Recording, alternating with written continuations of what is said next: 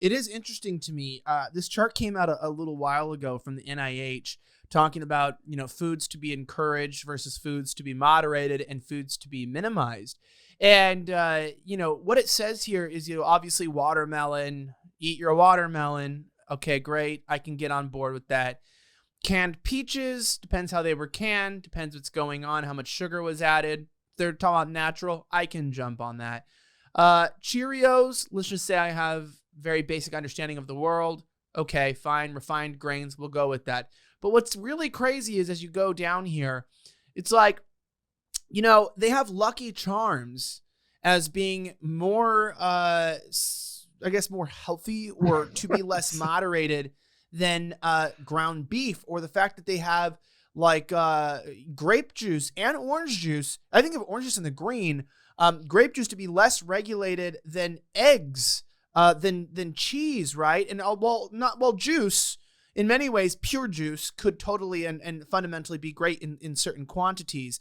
Obviously, the grape juice they're talking about here would be processed grape juice with many additives. It's in our most of our grocery stores, and it's like something in me feels very wrong when we are telling people that the science shows you can have a glass of grape juice, Mott's grape juice, 98% high fructose corn syrup, and a bowl of Lucky Charms with colored dyes, and that's better breakfast for you than an egg fried in whole raw butter and some ground beef from a cow.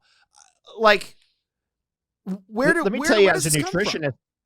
Let me tell you, as a nutritionist, what jumps out at me when I see that, I go, there's no cholesterol. Where's the cholesterol in your diet there? See, it would be in the eggs. It would be in the cheddar cheese. It'd be in the ground beef. You need cholesterol to form testosterone, to form progesterone, to form all the androgenic hormones. You need cholesterol as your base molecule. If you don't have any animal cholesterol in your diet, then what ends up happening is your hormones go down. And that's precisely what they want for us. So that's something to be aware of. Now, 10,000 years of researching vegetarian and vegan diets in India, they found out that ghee, or clarified butter, or butter, was really critical because it has the cholesterol molecule, which is the core molecule, the base molecule that forms testosterone, progesterone, and the other androgenic hormones. And in order for you to be able to reproduce generation after generation, that ghee had to be in your diet, or you had to have some milk in your diet, or you had to have some eggs in your diet or somewhere to get that compound. And it's just, I find it interesting. They just throw that at the bottom. It's like, oh, you don't need this. You need sugar.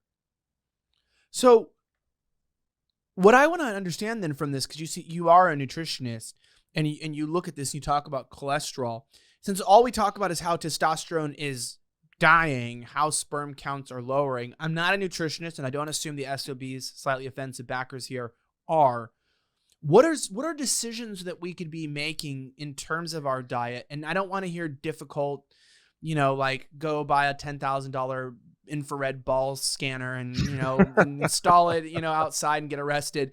Like, somebody who has access to a normal grocery store like a Ralph's, an Albertsons, a Tom Thumb, somebody who let's just assume even might be using public transportation, can't drive out to a raw vegan farm or something like that out in the middle of nowhere, what can they actually be buying, purchasing, acquiring, and like the changes they can be making in their diet and lifestyle to reverse this? Because this is scary. It is, absolutely. Well, one thing is, I would say almost all of the foods that we have out there are contaminated with glyphosate and atrazine, and there's a whole list of 20 chemicals, and it's a crazy list. Even a common cucumber has like 20 different types of pesticides, herbicides, larvicides, etc. on it.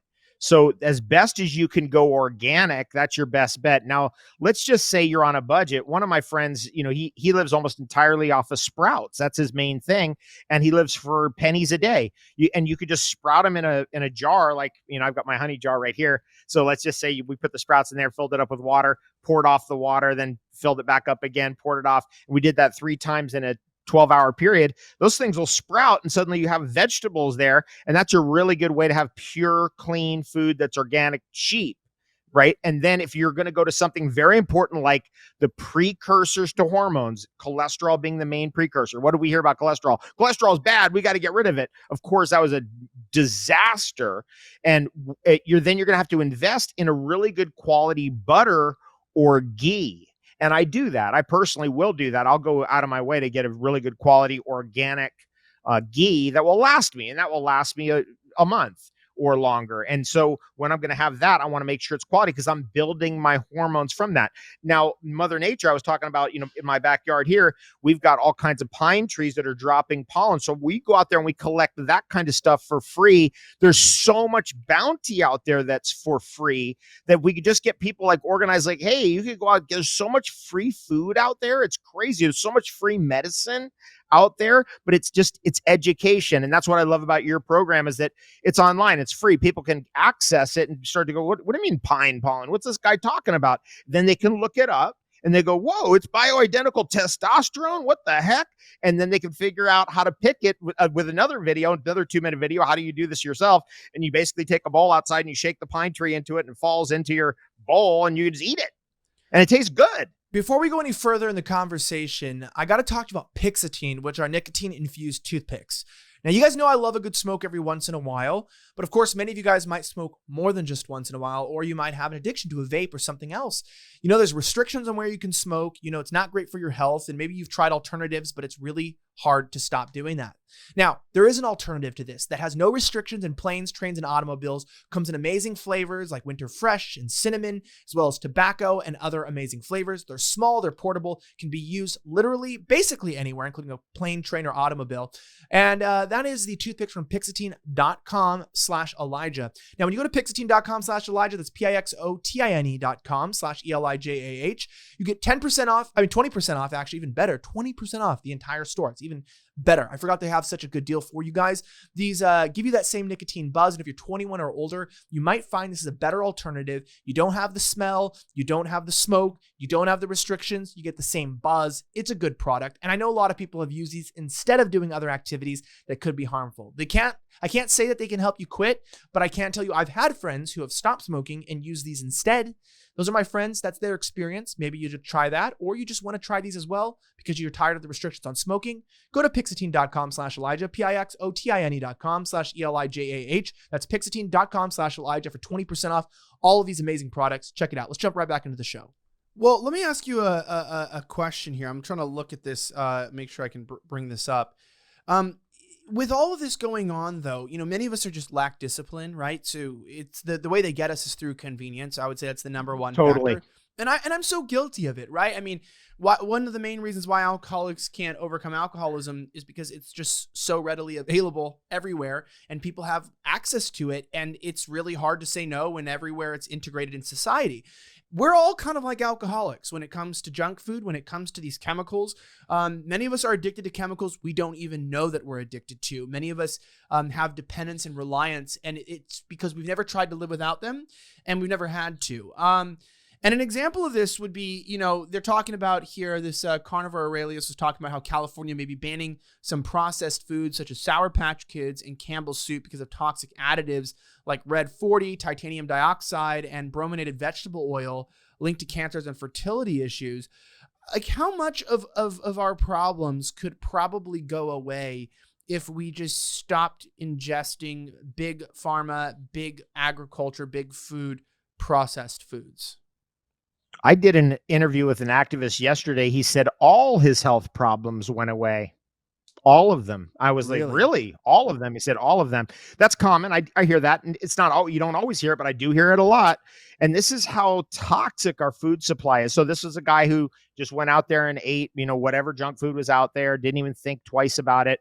And then realized like, hey, this is really affecting me, because he started watching videos. He watched a documentary actually, and that changed him, and he started changing his diet, and all of his health problems over a period of 2 years went away that he'd been dealing with for at least 2 decades. Now, this is common because we're actually being poisoned, right? So if we can just allow our body to catch up, we're not constantly introducing all kinds of toxic material in, things can improve for us. Now, I've spent a lot of time, Elijah, trying to figure out what's the best step for new people. Like, hey, if you're just like, Once you realize you're toxic, and once you realize that they fed you toxic food and injected you with toxic substances, what do? And one of the most amazing things, Elijah, I mean, this is so important, this message, is activated charcoal, 400 milligrams of activated charcoal with water in the morning to help your body filter off the toxins that your kidneys, your liver, and your spleen can't quite filter off because they're overburdened. Right? If we're going to filter water, we use a charcoal filter. If we're going to filter air, we use a charcoal filter. And you can use charcoal as a filtration medium for your body. So activated charcoal is something I regularly consume because we're in a toxic world. We're breathing toxic automobile exhaust every day. My God, who knows what's in the water and the food? I do the best I can to keep it out, but nobody's perfect. So we got to have a little extra help to filter and to protect our body. And that's where the activated charcoal comes in. And we know it works because the longevity research on every different type of mammal has indicated that activated charcoal can increase the lifespan of mammals between 20 and 43%.